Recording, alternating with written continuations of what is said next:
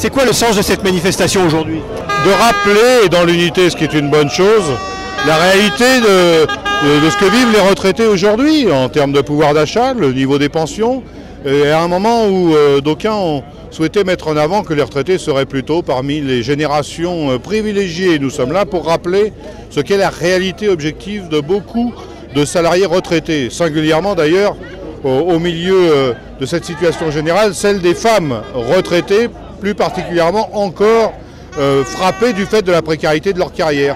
C'est la difficulté d'accéder aux soins, c'est la difficulté de faire face aux dépenses contraintes, qu'il s'agisse du logement, de l'accès aux soins, qu'il s'agisse des transports, l'exigence d'avoir une réponse politique dans le cadre de la sécurité sociale pour faire face à l'espérance de vie croissante, la situation de dépendance. Et nous souhaitons qu'au plus tôt, il y ait quelque chose qui se dessine de manière à ne pas laisser chacun être dans une situation où ses revenus vont faire en sorte que ses vieux jours soient assurés dans un cadre vivable, confortable, ou au contraire, selon que l'on a un bas revenu, être confronté à la misère, même après avoir travaillé toute une carrière. Ça veut dire que vous rejetez le système assurantiel pour ce qui est de la dépendance, par exemple? Il est évident pour nous, comme depuis la conception de la sécurité sociale, je dirais, que même avec l'espérance de vie augmentant, il est nécessaire de réfléchir à ce que la sécurité sociale subvienne aux besoins des assurés sociaux depuis le jour de leur naissance jusqu'à leur fin de vie. Et donc cette espérance de vie croissante pose effectivement la nécessité d'imaginer, de mettre au point, d'élaborer des dispositifs collectifs de prise en charge des personnes âgées jusqu'à leur fin de vie, quel que soit le niveau de leurs ressources. La sécurité sociale, c'est chacun contribue en fonction de ses moyens et chacun accède en fonction de ses besoins. On est opposé à ce que la sécurité sociale, on fasse rentrer l'impôt pour le financement.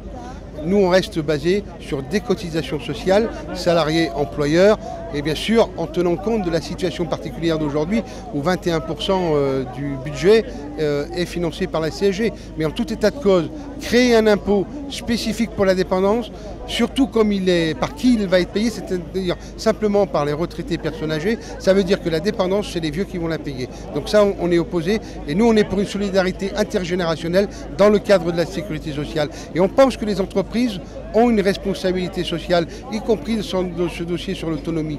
Y compris parce que le handicap pour certains a été créé suite aux conditions de travail dans les entreprises. Et là, le patronat ne veut pas en entendre parler. Et nous, on a un désaccord de fond avec le gouvernement, mais aussi avec d'autres centrales syndicales qui, elles, laissent passer le 0,15.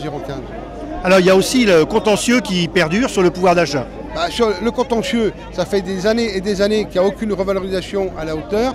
Nous, on demande un rattrapage immédiat sur les retraites de 300 € et après l'ouverture de véritables négociations, justement pour élever par le haut le niveau des pensions, de toutes les pensions, y compris les pensions en particulier des femmes qui ont eu des carrières incomplètes et qui ont été impactées par les 3 réformes sur les retraites. Les 3 réformes sur les retraites, Balladur et les 2 de Fillon, ont eu un impact négatif, en particulier sur les femmes et aussi sur les salariés qui étaient payés au SMIG, en gros.